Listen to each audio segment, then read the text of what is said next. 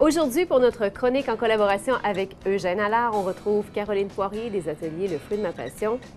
Et j'ai un gant aujourd'hui. Ça a presque l'air inquiétant. Je ressemble à Michael Jackson. Une main de velours dans un gant de Kevlar.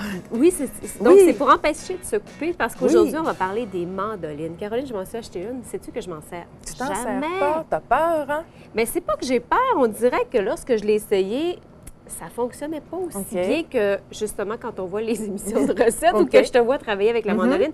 Donc, aujourd'hui, on a différentes mandolines. Oui, j'en ai amené deux mandolines. J'ai celle-là ici, une grosse mandoline que tu vas pouvoir retrouver sur le marché, qui est, je te dirais, à peu près une centaine de dollars, et puis que je déteste utiliser. OK. J'aime pas vraiment. Je trouve qu'elle prend beaucoup de place, elle est grosse, puis le protecteur fait bien, sauf que, je sais pas, on dirait que j'ai vraiment de la misère à m'acclimater à celle-là, puisque j'ai toujours travaillé avec la mandoline chinoise, que tu vas retrouver, celle-là, c'est à peu près une cinquantaine de dollars. Qu'on retrouve chez Eugène Allard aussi. On retrouve chez Eugène Allard, et ils ont un format un petit peu plus large aussi, qui devient presque cette largeur-là. Mais je te dirais que cette petite... Ça prend pas de place. Ça prend pas de place, et c'est quand c'est neuf, là, je te dirais que ça coupe pas à peu près, là, fais attention à tes doigts. Alors, c'est pour ça que je t'ai suggéré de mettre un gant. Un gant. Oui.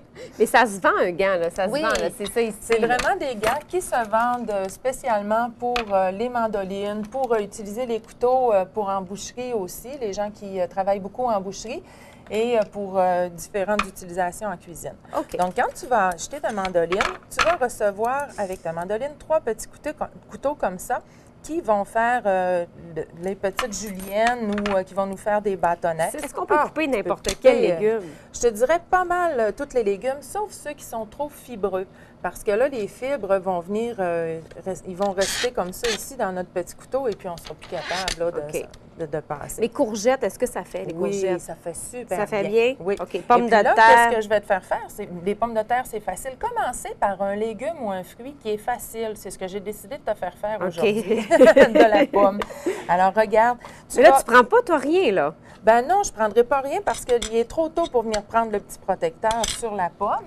Donc, en y allant comme ça, de toute manière, je fais juste te montrer, puis après ça, c'est toi qui vas le faire. C'est moi qui vais le faire. Bon. Alors, tu poses ta mandoline bien à plat sur ta planche et tu viens la tenir comme ça ici, bien fermement. Et ensuite de ça, on y va d'un petit mouvement sec comme ça ici. Et regarde, ça nous fait une belle petite julienne de pommes. Alors, quand on veut se faire une salade, des fois, on voudrait faire autre chose que des pommes en petits cubes. Tiens, là, je te suggère de la tourner parce que tu vas arriver au cœur de la pomme. Donc, tourne-la dans l'autre sens. Comme ça ici. C'est ça ici. Et ton gant fait en sorte que même si tu passes sur le couteau de la mandoline, ça ne te coupera pas. C'est pas fait pour passer à répétition toutes les fois parce que ça finirait par briser. Mais une fois ou deux, comme ça, à chaque utilisation. Puis si on veut utiliser ceci, Caroline, c'est quoi? C'est qu'on le pique dans le... Regarde, tu viendrais comme ça ici, le mettre. Mais là, vu que ta pomme est quand même assez grosse, c'est plus difficile à travailler avec. Oui. Bon, ben c'est ce principe-là, moi, que j'avais. C'est ça. C'est sûr que quand tu commences avec un légume, c'est ça. Puis quand tu remontes, il faut que tu viennes bien remonter aussi sur ta mandoline quand tu remontes ton légume ou ton fruit. En terminant, Caroline, c'est important le choix parce que si on choisit une mandoline qu'on n'aime pas, on s'en servira pas. Et si on l'aime, on voit qu'elle est utilisée, celle-là, et que tu t'en sers beaucoup. Caroline, tu as un atelier prochainement pour faire du poulet général Tao.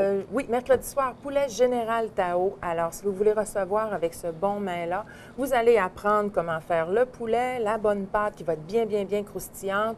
Ensuite de ça, une sauce qui est juste bien sucrée.